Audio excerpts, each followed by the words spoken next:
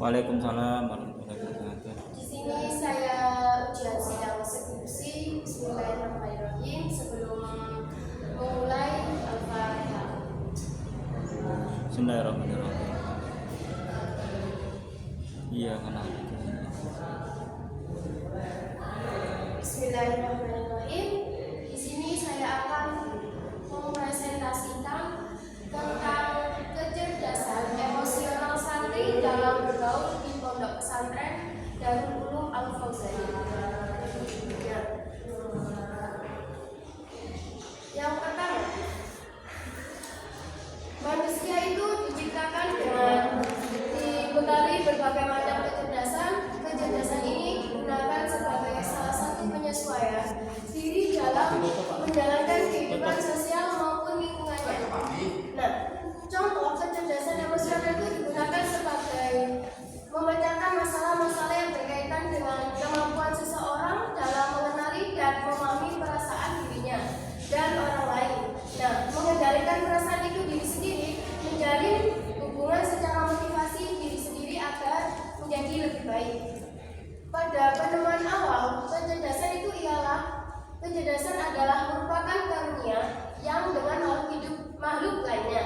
Dengan kecerdasan ini tersebut, seseorang hamba dapat selalu mempertahankan dengan meningkatkan kualitas hidup yang semakin baik melalui proses berpikir dan belajar secara baca. Kecerdasan emosional itu sangatlah penting sekali dimiliki oleh manusia.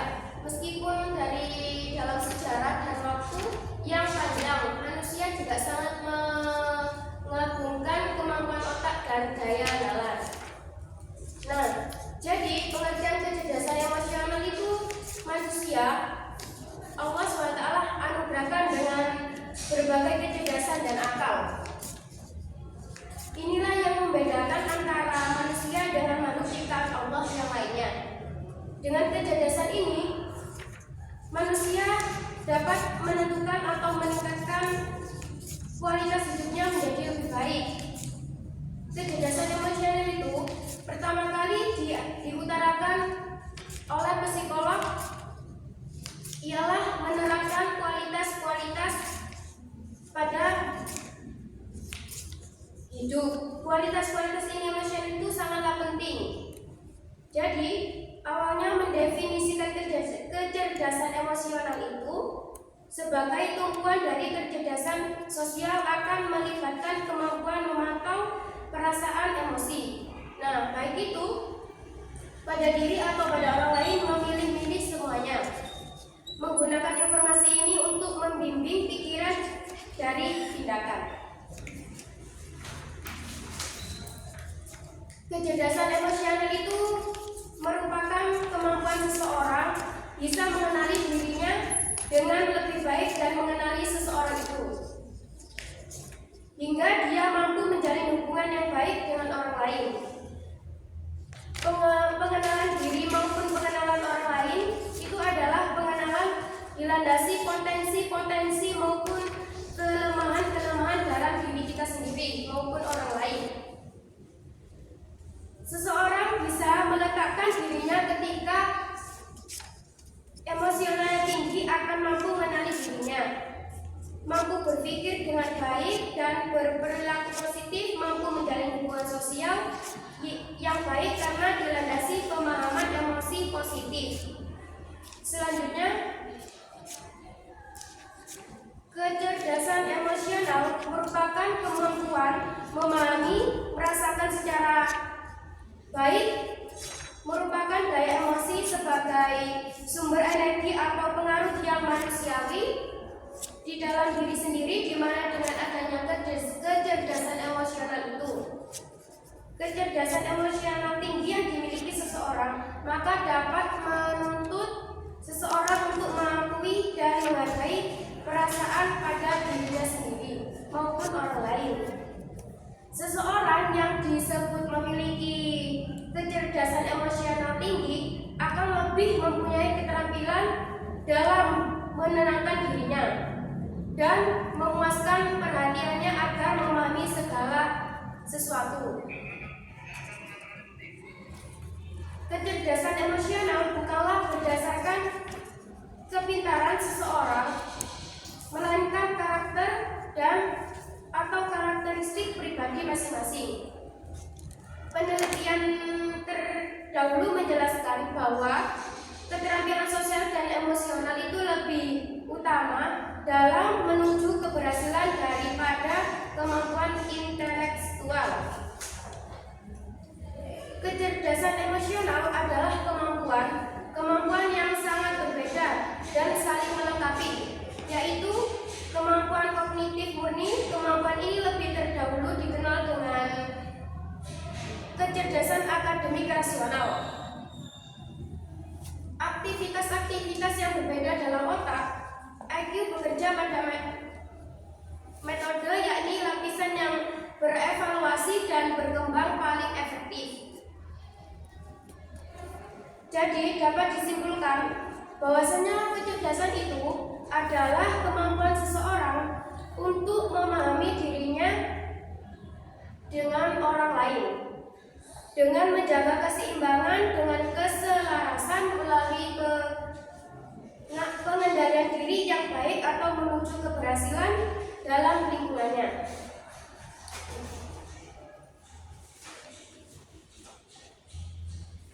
Yang kedua, komponen kecerdasan emosional. 1. Mengenali emosi. Kecerdasan diri yaitu bisa mengetahui dan memahami yang dirasakan seseorang dan mengutamakannya untuk memandu dalam mengambil langkah dan memutuskan keputusan sendiri. Memiliki tolak ukur yang positif atau yang negatif, seperti kalau ulama di dalam mimpinya mendapatkan kawan dari gurunya.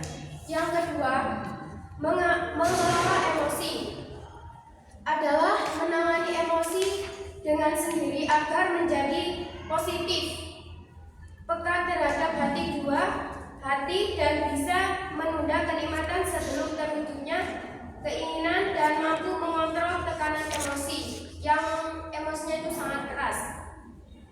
Seseorang juga mempunyai kecerdasan emosional adalah dia bisa menguasai, mengelola dan mengaplikasikan memendam rasa tertekan atau menahan gejolak emosi. Akan tetapi melainkan menghayati satu emosi walaupun emosi tersebut tidak menyenangkan.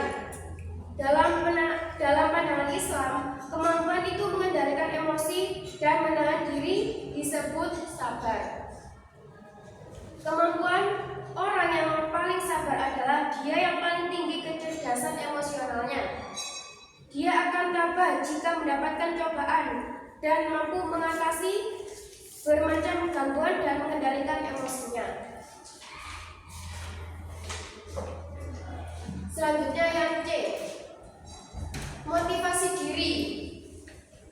Motivasi diri sendiri yaitu menggunakan keinginan yang paling terdalam untuk menggerakkan dan menuntun seseorang dalam menuju keinginannya, membantu mengambil keputusan dengan cara bertindak secara efektif dan berharap dalam menghadapi kegagalan itu atau frustasi. Kunci motivasi adalah memanfaatkan emosi sehingga dapat mendukung kesuksesan seseorang. Motivasi itu dan emosi mempunyai hubungan yang sangat erat.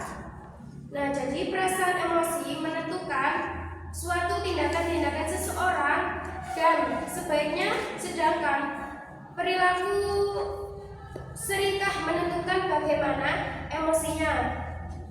Motivasi dan emosi pada umumnya itu menggerakkan manusia untuk meraih tujuan atau sasaran, sedangkan emosi menjadi minyak panas sebagai bahan bakar untuk motivasi. Selanjutnya yang D,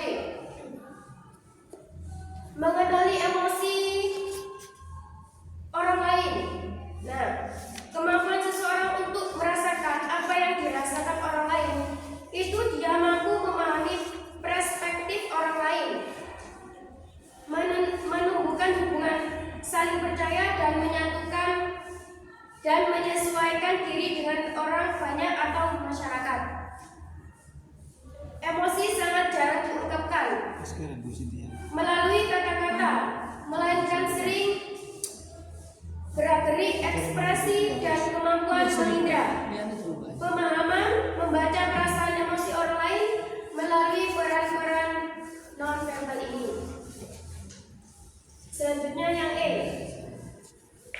membina hubungan adalah di mana seseorang itu bisa mengendalikan kemampuannya atau mengenali emosinya dengan baik dan tahu bagaimana caranya kita yang seharusnya ketika berkomunikasi dengan kita ataupun orang lain. Dia mampu membaca situasi dan jenjang sosial, mudah memahami dan bertindak dengan bijaksana.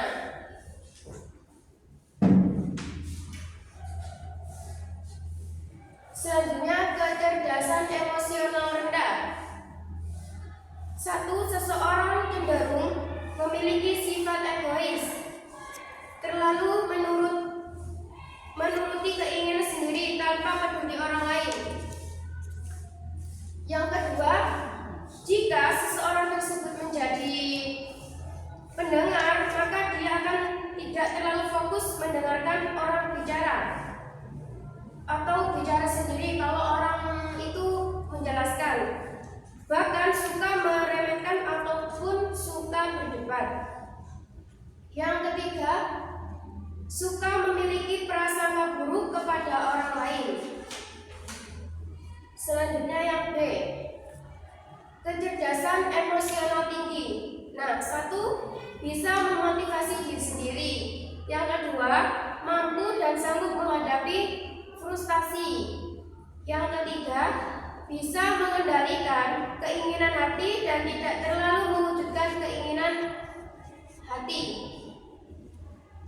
Yang keempat, bisa menetralisasikan hati agar tidak stres. Selanjutnya, faktor-faktor mempengaruhi kecerdasan emosional.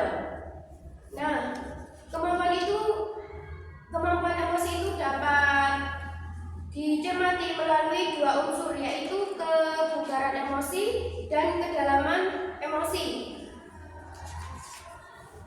Bahwa ada faktor-faktor yang mempengaruhi kecerdasan emosional. 1. Lingkungan keluarga. Nah, lingkungan keluarga itu kehidupan di dalam keluarga merupakan sekolah pertama dalam mempelajari emosi atau sifat-sifat lainnya. Kecerdasan emosi itu dapat diberikan pada anak masih bayi dengan meniru ekspresi-ekspresi emosional yang telah dipelajari. Anak-anak akan melekat dan menetap secara permanen. Yang kedua, lingkungan non-keluarga. Nah, di dalam lingkungan non-keluarga itu atau di luar rumah seperti masyarakat dan pendidikan. Nah, itu kan sangat beda. Kecerdasan emosional di dalam rumah atau di luar rumah akan berkembang sejalan dengan perkembangan fisik dan mental anak. Pembelajaran yang dapat dari luar melalui permainan di sekolah atau aktivitas-aktivitas lain akan membentuk kecerdasan emosionalnya. Selanjutnya, faktor yang mempengaruhi kecerdasan emosional. 1. Faktor eksternal. Nah, faktor eksternal itu, faktor ini adalah faktor yang berasal dari luaran individu. Misalnya di lingkungan keluarga, di lingkungan masyarakat, dan media massa atau media cetak. Selanjutnya, faktor internal. Nah, faktor internal itu adalah faktor yang berasal dari diri individu. Faktor internal itu sangat membantu individu dalam mengelola, mengontrol, dan mengendalikan emosinya agar dapat tersambung dengan baik. Selanjutnya yang B, bergaul.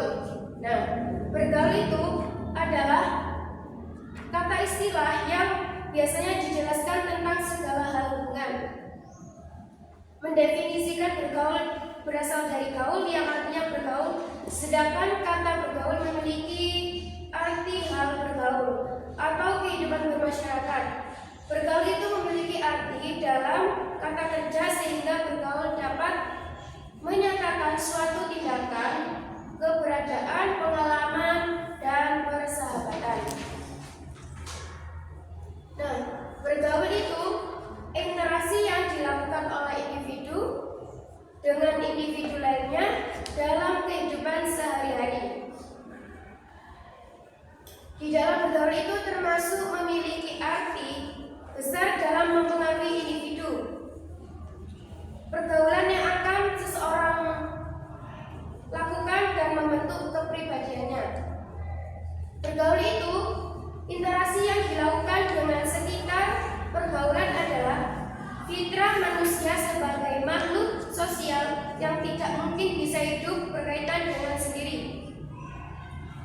Manusia sangat membutuhkan suatu sama lain, saling tolong-menolong. Interaksi yang dilakukan dengan sesama manusia akan menciptakan kemaslahatan yang baik bagi manusia sendiri.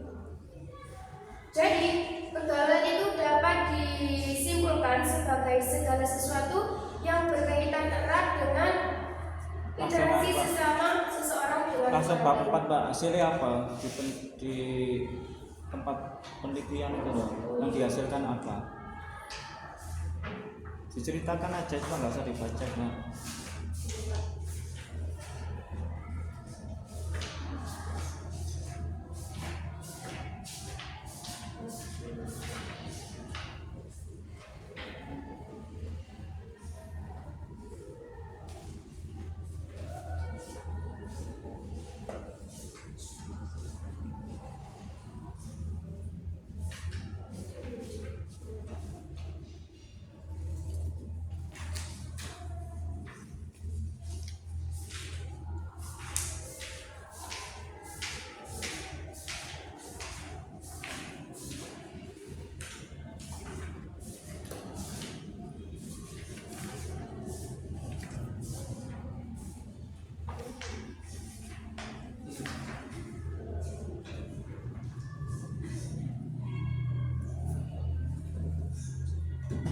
Berdasarkan data terkait dengan perasaan diri tentang kecerdasan emosional atau bergaul.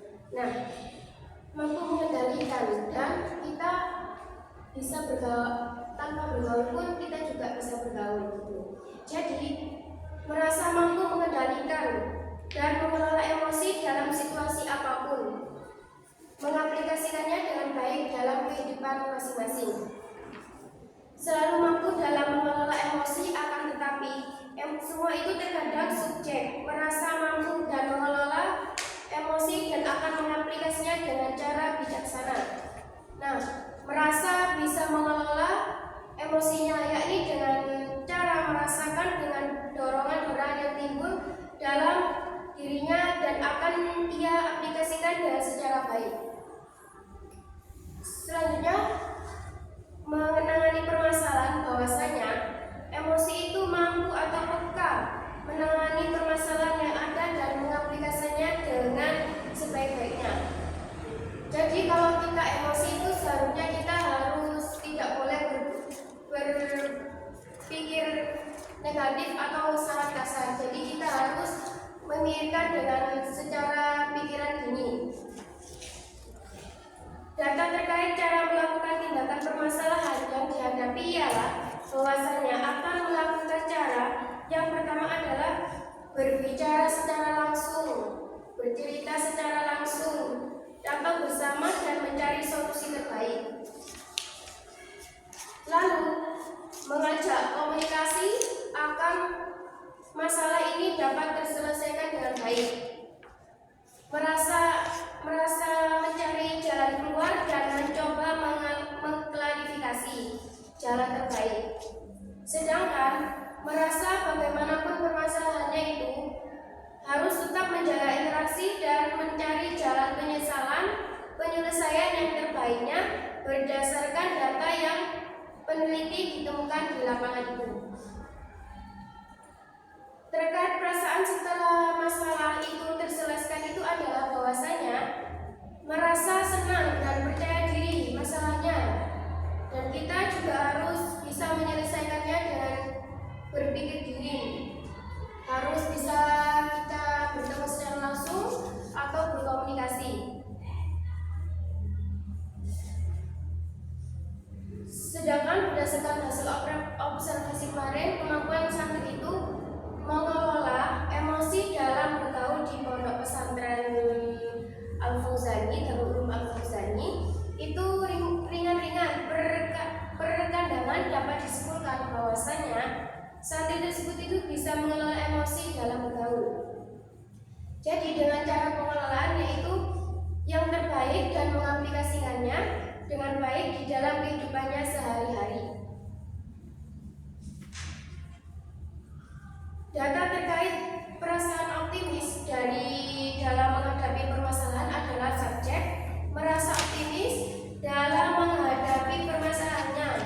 Tetapi terkadang optimis itu dalam menghadapi permasalahannya juga merasa kurang optimis dalam berpikir dalam menghadapinya. Merasa optimis dan terkait dengan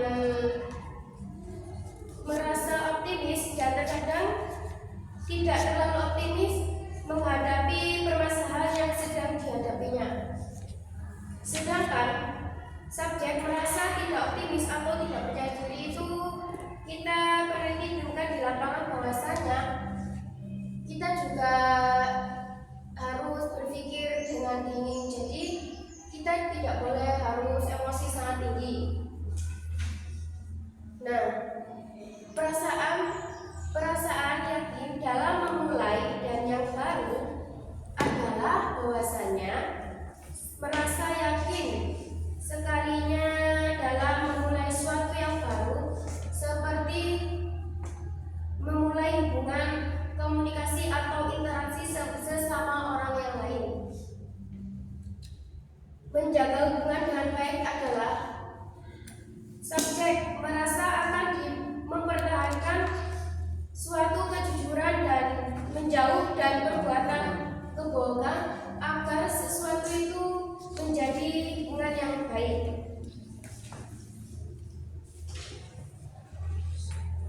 Sudah Mbak ya? Sudah wes capek Mbak. Udah